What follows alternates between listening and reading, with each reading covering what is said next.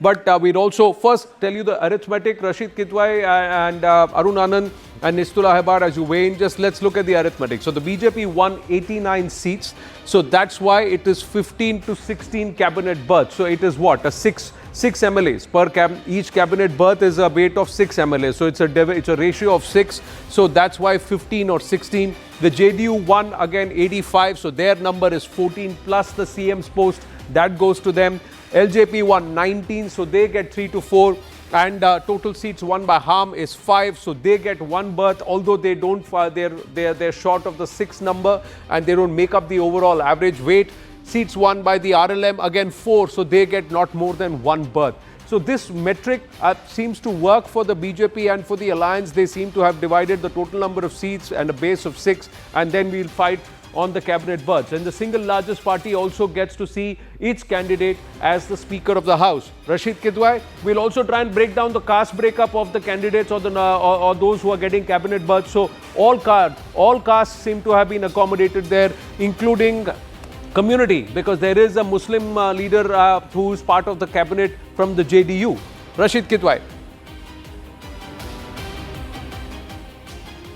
Or the, so to say, social combination has been kept in mind. The BJP and of course the entire NDA is not, taken in by the kind of, massive mandate it got. So it is trying to keep that social, balance intact, and there is a sort of accommodation of all caste and combinations that are very significant. Remember, they're going to be election in Uttar Pradesh in less than 2 years' time, and of course Bihar's political dynamics will play a role. I think, Anand, the overall big point about NDA is the happy Sukhi Parivar. So they don't want to give out a signal that because the BJP is very strong or it has performed very well, so it will dominate. The post of a speaker was with the BJP, but the speaker's post is significant because of the kind of politics we have seen in Bihar. So in any unlikely eventuality, the speaker will play a very key role. But I think there was no big turf war behind the scene, etc. And this speaks a lot about success of NDA. I think this NDA is very different from Bajpayee's NDA or UPA, where you would see the constantly, there was a bickering among the constituents, particularly the smaller constituents, and there was a lot of pull pressure. I think from position of strength, Mr. Modi and Amit Shah gave a lot of attention. We saw it in Maharashtra government formation. A lot of time was taken in the sense that when the change of guard took place from Shinde to Devendra Fadnavis. So this kind of effort and energy, I think that is something, it's a very kind of thing, a sort of example for the opposition to, come together and try to do something better. That is Chief Minister Nitish Kumar's EV. That is the one that's making its way out, maybe heading towards Gandhi Maidan.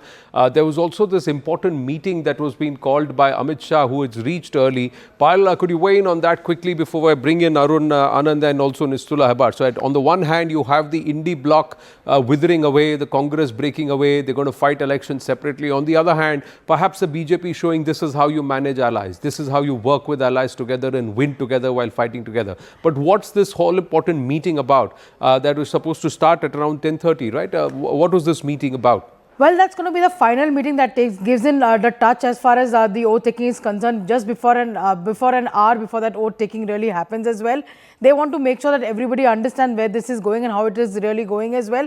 Because remember, by 10:30 a.m. they would have definitely sent that list to the governor's house. So informing everybody has been the key. Amit Shah, in fact, reached Patna late last night. Anand, around 11 o'clock or something, he reached, and after that also he had a long round of meeting with multiple leaders, is what we are given to understand.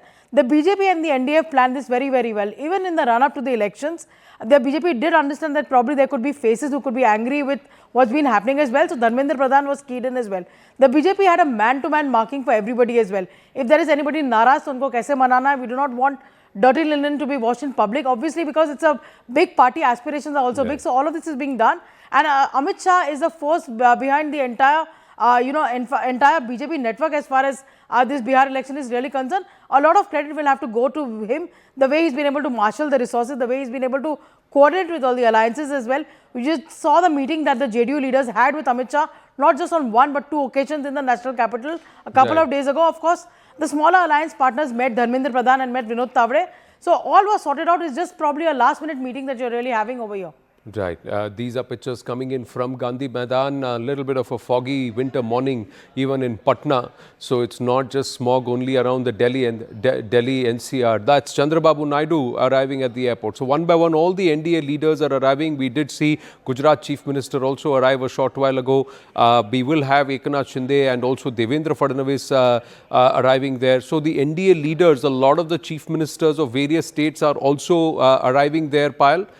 This is again to show a show of unity and also strength, and Bihar is a huge victory, so which they would want to celebrate. Anand, the way you compared the way the India bloc was really going and look at the way the BJP and the NDA were really going. Not just this, they had multiple leaders within the NDA come out and even campaign. Eknath Shinde did 2 rallies for Chirag Paswan's candidate who was all set to become a minister today. He did 2 rallies with them. Anupriya Patel came there. She did a press conference in Patna. Nara Lokesh came here. He interacted with the trader community and did a press conference as well. It's been a united show of strength as well. So, chief ministers from the northeast, for example, Nephew Ria is one of the most senior chief ministers. He's there. Devendra Fadnavis, Ajit Pawar, Eknath Shinde have all reached Patna late last night as well. So it's a huge show of strength as far as the NDA is really concerned. The loud message being that, for many naysayers who thought that this alliance won't last for very long, this is the example that they really want to show. So that's the big show of strength that you're expected to see in some time from now. And it'll be interesting to see if they have any meeting with the Prime Minister.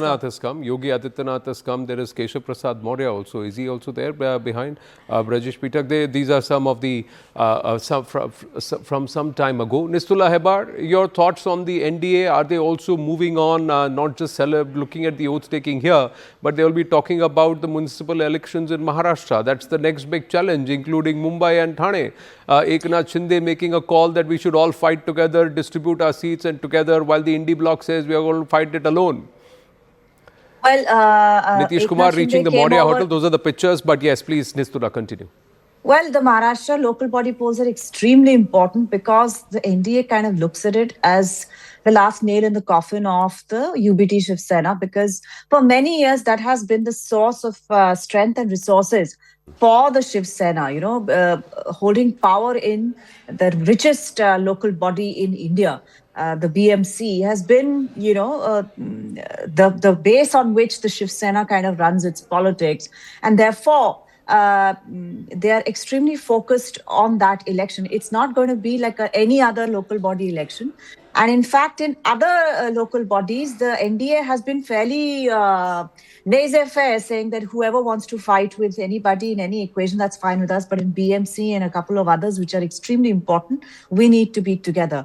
Now, going to the event at hand, which is the swearing-in ceremony for Nitish Kumar for the 10th time, which is a record-breaking 10th this thing. Both parties, the both bigger parties have done extremely well. There is a sense of kind of maintaining a status quo till events catch up with you. I have a very strong feeling with regard to this swearing-in ceremony. Therefore, you will see that Nitish Kumar and his 2 deputy chief ministers have not been tampered with. Both of them, both the deputy chief ministers, one is Samrat Chaudhary representing the Love Kush combination of non-Yadav OBCs, and Vijay Sinha is the Bhumihar, the upper caste, very strong support base for the BJP. So all of this has been maintained because I think the NDA on the question of Nitish Kumar and continuing and whether BJP will ever get a chief minister of its own, that question has been, that can has been kicked down the road. So now what you are seeing is a reflection, the immediate reflection of the verdict that came, that is, this is Nitish Kumar's mandate, his last election, his voters came out in strength. And also on the basis of governance that was provided by his government as chief minister, that, he is taking over as chief minister again. A lot of the Bhojpuri superstars who had shifted base to Delhi have now moved back to Patna, at least for the oath taking. That's what we see. Manoj Tiwari there. And this is the signature greeting of the gamcha being twirled over the head.